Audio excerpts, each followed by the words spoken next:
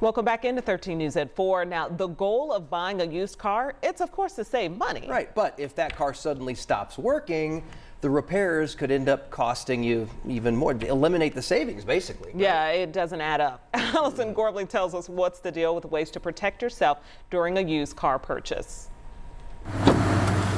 This is Kelly Jo Wynn's dream car. It still smells like a nice, clean new car. While she's owned the used Range Rover for more than 3 months, she's only been able to drive it for 3 days. Awful. Awful. Because not only are you making the car payment, you have to make the insurance payment as well. Wynn bought the car for around 25 grand on a Friday. The next day, she heard some loud noises.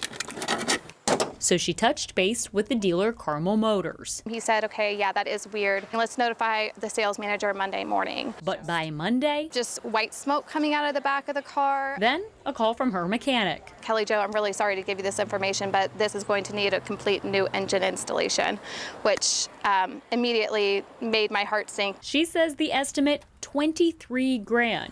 So when asked the dealer for her money back, while they told her no for a few reasons, the main one is just 2 short words, as is. The Wynns agreed to buy the car as is, meaning any problems, past, present, or future, are theirs. And those 2 words are part of the reason used car complaints are no stranger to the Attorney General's office. Roughly about 1,000 complaints a year. Deputy Attorney General Mark Snodgrass works with Attorney General Todd Rokita. Like you would get a home inspector to look at a house, they suggest getting a private mechanic to inspect the used car. You can also ask for extra language to be added to your contract. There are a few dealers that offer a 7-day return policy or may write down that you can test drive the car for a few days, but that needs to be in writing. If the dealer didn't make any specific misrepresentation, if he didn't deceive a consumer, then there's nothing under Indiana law that can force a dealer to pay for your car repair.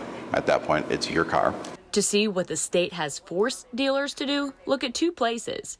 Indiana's My Case and the Indiana Secretary of State. My Case, which is Indiana's court record system, shows you small claims filed by consumers and enforcement actions filed by the Attorney General's office. The Secretary of State site will show actions against their dealer license. As for Wynn, she's not happy with the latest offer from Carmel Motors. They said they would give me credit for this vehicle the way it sits, with the non-working engine, towards another one of their vehicles on their lot. I don't feel really confident about it at this point. Leaving her new used car as is until she can figure out a plan to pay for it.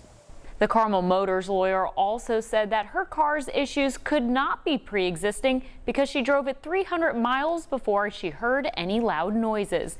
For links to the resources that I mentioned, head to WTHR.com under What's the Deal. Allison Gormly, 13 News. How frustrating. That story took a lot out of us.